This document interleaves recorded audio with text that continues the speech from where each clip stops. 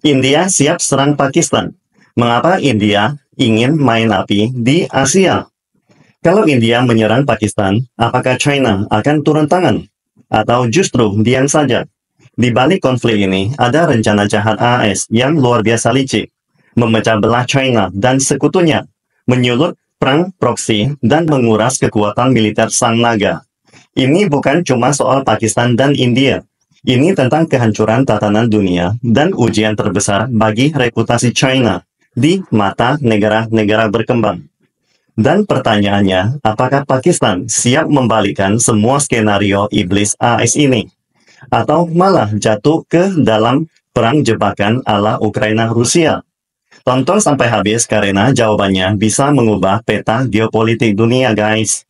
Pada tanggal 30 April, Pakistan mengungkapkan bahwa India kemungkinan besar akan melancarkan aksi militer terhadap Pakistan dalam beberapa hari ke depan. Pernyataan ini bukan tanpa dasar, melainkan hasil dari penilaian komprehensif berdasarkan berbagai sumber intelijen. Berita terbaru, Perdana Menteri Modi telah memberikan wewenang penuh kepada pasukan garis depan untuk mengambil tindakan militer secara mandiri. Artinya, militer India memiliki kebebasan penuh untuk menggunakan segala bentuk kekuatan militer di wilayah Kashmir yang dikuasai India. Ini adalah tindakan pelepasan kontrol terbesar yang pernah dilakukan Modi terhadap militer India. Ketika kelompok sipil menyerahkan kendali terhadap militer, maka situasi selanjutnya akan sangat sulit dikendalikan. Kapan sebenarnya perang India-Pakistan akan pecah? Sebenarnya pertanyaan ini tidak lagi relevan, karena kedua negara sudah mulai saling menyerang. Yang menjadi perhatian dunia sekarang adalah kapan eskalasi perang akan terjadi. Sejak tanggal 24 hingga 29 April, selama 5 hari berturut-turut, telah terjadi baku tembak kecil antara pasukan India dan Pakistan di wilayah perbatasan. Dan semuanya terjadi pada malam hari. Skala pertempuran semakin meningkat dari hari ke hari. Bahkan 2 drone India yang melanggar wilayah udara telah ditembak jatuh oleh pihak Pakistan. Bayangkan saja, baku tembak 5 hari berturut-turut. Kalau ini bukan perang, lalu apa lagi? Perang memang begitu, semakin lama berlangsung, semakin banyak korban. Semakin banyak korban, semakin dalam pula kebencian, dan semakin besar pula skala perangnya. Hingga akhirnya tak bisa dihentikan. Seperti konflik Rusia-Ukraina, sudah berubah menjadi kebencian antar bangsa. Tidak bisa dihentikan hanya karena ada niat. Bisa dibayangkan saat ini di atas langit India dan Pakistan, entah berapa banyak satelit yang sedang mengawasi penuh situasi ini. Diperkirakan semua negara adidaya pasti sedang memantau. Baik China, US sedang mengawasi. Apakah dua negara yang lahir dari rahim yang sama, tetapi sejak hari pertama sudah saling menghunus pedang? Itulah India dan Pakistan, kakak adik yang berubah jadi musuh bebuyutan. Kenyataannya, Angkatan Udara India sudah mulai melakukan pelanggaran uji coba. Berita terbaru, pada tanggal 30 April, jet tempur Rafale milik Angkatan Udara India melakukan patroli siaga di wilayah Kashmir. Selanjutnya, keempat jet tersebut menunjukkan indikasi mencoba menginvasi wilayah udara Pakistan. Jet tempur Pakistan segera melakukan pencegatan dan berhasil mengusir jet India. Selama konfrontasi itu, Bandara Internasional Islamabad sempat ditutup sementara. Ingat baik-baik, semakin sedikit kata, semakin besar masalahnya. Pihak Pakistan hanya mengatakan konfrontasi udara, namun kenyataannya mungkin sangat berbahaya. Diduga besar kedua belah pihak sudah tit for tat di udara. Hanya saja belum meluncurkan rudal. Radar kendali tembakan pasti sudah saling berinteraksi. Angkatan Udara India yang terkenal dengan sistem gado-gadonya, yaitu campuran jet dari Rusia, Prancis, dan Amerika, tampaknya sadar mereka sedang di ujung tanduk. Saat radar Pakistan buatan China mengunci posisi mereka, para pilot India langsung kabur, mundur tanpa sempat menoleh ke belakang. Dan Angkatan Udara Pakistan juga sangat menahan diri, tidak ingin melepaskan tembakan pertama, sehingga akhirnya membiarkan jet India pergi. Kedepannya, jenis serangan uji coba semacam ini pasti akan semakin sering terjadi. Angkatan Udara India yang terkenal licik sedang mencoba menemukan celah dalam pertahanan udara Pakistan. India sudah tidak bisa menahan diri. Emosi masyarakat dalam negeri sedang sangat tidak stabil. Negara itu sangat dipengaruhi oleh sistem kasta. Mayoritas rakyatnya memiliki tingkat pendidikan yang sangat rendah. Mereka sangat mudah dibodohi oleh adu domba dan propaganda media barat, seperti halnya banyak negara Asia lainnya. Kepercayaan diri tanpa dasar mereka benar-benar percaya bahwa India tidak bisa dikalahkan.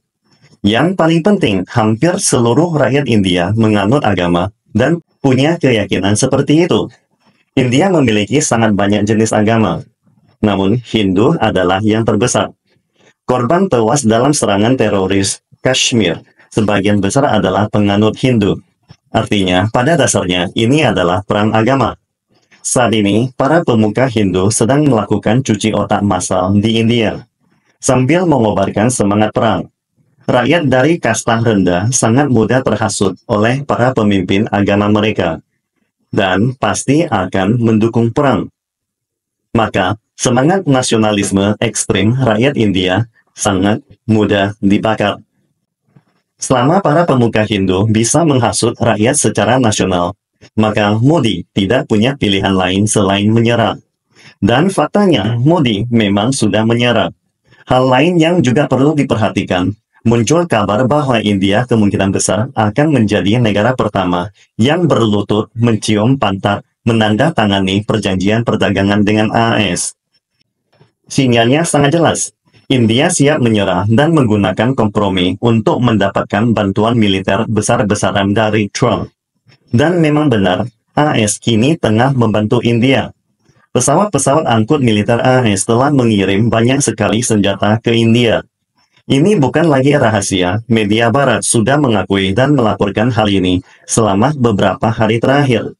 Trump adalah tipe orang yang tidak akan berburu jika belum melihat kelinci. Ia murni seorang pebisnis. Jika negeri Bollywood tidak memberikan konsesi besar, AS tidak akan mendukung India sebegitu rupa. Kesimpulannya, perang ini sangat berkemungkinan akan pecah, dan mungkin akan meningkat skalanya. Krisis ini pada dasarnya adalah rencana licik uji coba strategis si elang buta terhadap si naga. Karena dalam perang tarif ini, Trump tidak mendapatkan keuntungan apapun dari China. Trump sudah kehabisan kartu dalam kotak peralatannya. Satu-satunya yang bisa ia lakukan sekarang adalah menyalakan tong mesiu di sekitar sang naga. Singkatnya, Trump memiliki dua tujuan utama. Pertama, unjuk kekuatan. Memaksa Beijing untuk berkompromi dan kembali ke meja perundingan. Kedua, mereka sangat ingin tahu seberapa kuat sebenarnya kekuatan militer PLA. Karena intelijen Barat hanya bisa melihat puncak gunung es, bagian terbesar tetap tersembunyi di bawah air. Misalnya, jika perang pecah, seberapa cepat China bisa meningkatkan kapasitas produksi militernya? Ambil contoh drone. Apakah China bisa memproduksi 100.000 drone dalam sehari? Karena bagi mereka kapasitas produksi China itu seperti jurang tak berdasar. Jika militer benar-benar membuka keran pesanan dan merangsang produksi, AS dan NATO sangat ingin melihat angka maksimalnya. Mereka ingin tahu potensi perang orang Tiongkok. Bahkan militer AS sendiri sering provokasi dan berkata, naga itu kuat. Tapi seberapa kuat sebenarnya, mereka tetap tidak tahu. Inilah rencana licik kedua dari AS. Perlu diketahui kondisi internal Pakistan sangatlah kompleks. Ada banyak kelompok bersenjata anti pemerintah dan ekstremis agama. Serangan teroris di Kashmir besar kemungkinan dilakukan oleh kelompok tersebut. Bahkan bisa jadi oleh ekstremis dari negara lain atau India sendiri. Namun, dalang utamanya adalah CIA. Mereka tidak bersedia melakukan penyelidikan apapun, langsung mengkambing hitamkan Pakistan. Ini seperti pepatah menyembunyikan perak di tanah, lalu berpura-pura kehilangannya. Karena orang yang jeli pasti bisa melihat jelas. Artinya, seperti biasanya, AS yang menciptakan tragedi ini lalu menggunakannya untuk memicu dan mengadu domba sentimen nasionalisme dan fanatisme agama ekstrim di India. Kemudian menggunakan kedua emosi ini untuk menekan pemerintahan Modi agar tunduk. Begitu Modi tunduk, maka militer India akan menjadi kelinci percobaan bagi AS. AS tidak peduli siapa yang menang atau kalah. Tidak peduli berapa banyak tentara atau warga India yang tewas.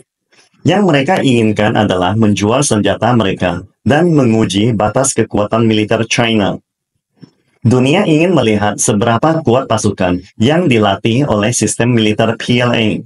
Apakah lebih kuat dari pasukan Rwanda atau lebih kuat dari pasukan sandal jepit Houthi?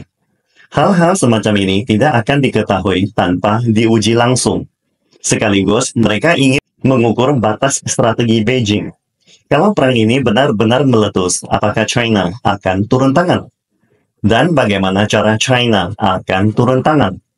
Tujuan utama AS mencoba menguji batas toleransi China. Apa yang merupakan garis merah yang tidak boleh disentuh, dan apa yang masih bisa diganggu. Setelah mengetahuinya, AS akan mulai mengiris kue perlahan-lahan di sekitar garis merah itu. Selama tidak menyentuh batas akhirmu, mereka akan terus mencoba mencuri sebanyak mungkin kepentinganmu. Dan ada satu misi strategis yang sangat-sangat penting, yaitu AS ingin memanfaatkan perang ini untuk merusak hubungan antara China dan para sahabatnya. Begitu AS berhasil memicu perang ini, apapun langkah China, pada dasarnya sudah masuk ke posisi yang tidak menguntungkan. Kalau China langsung terjun ke medan perang, maka sebagian kekuatan militer China pasti akan terseret ke sana. Dan itulah yang diinginkan AS. Begitu sebagian kekuatan militer PLA terseret ke sini, maka tekanan dari titik-titik api lain akan berkurang. Artinya, semua senjata, amunisi, dan peralatan canggih yang awalnya disiapkan China untuk kawasan LCS untuk menggebuki Filipina, Taiwan, dan Jepang di rantai pulau pertama atau T Italian, akhirnya harus terbuang sia-sia di konflik India-Pakistan. Dengan begitu, AS berhasil mencapai tujuannya, menguras potensi perang China dan menguras stok persenjataannya. Tapi kalau PLA tidak turun tangan, hanya menonton dari pinggir, itu juga tidak boleh. Itu tetap berarti terjebak dalam perangkap licik AS. Kenapa? Karena jika China hanya duduk diam membiarkan Pakistan berjuang sendirian, AS akan menyebarkan propaganda ke seluruh dunia. China tidak bisa dipercaya. Diplomat-diplomat AS akan keliling dunia untuk mencuci otak satu persatu negara. Mereka akan bilang, lihat tuh China, mereka egois. Katanya Pakistan itu sekutu dekatnya. Tapi waktu diserang India, China tidak peduli.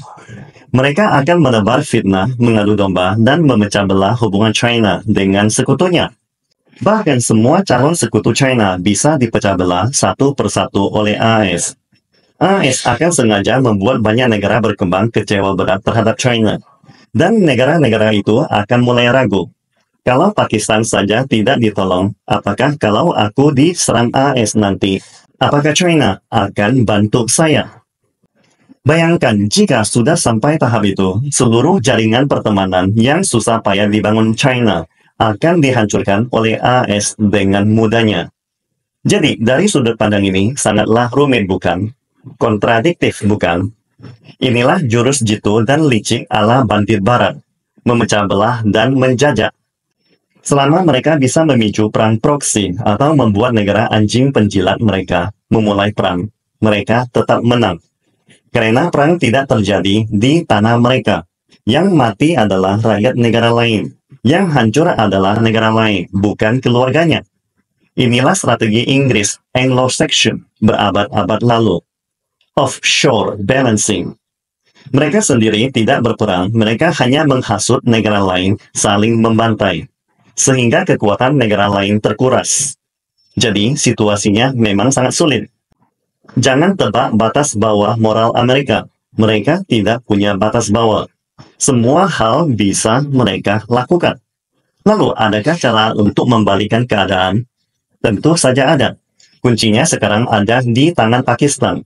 Kalau Pakistan bisa menang perang ini dengan gemilang, seperti Rwanda mengalahkan lawannya secara luar biasa, semua skenario jahat AS akan gagal total. Kuncinya menang cepat dan menang besar. Harus menang dengan penghancuran total sistem militer lawan. Hancurkan sampai India tidak bisa angkat kepala. Misalnya, dalam satu pertempuran udara bisa mencetak skor 5-0 atau 6-0, bahkan 10-0.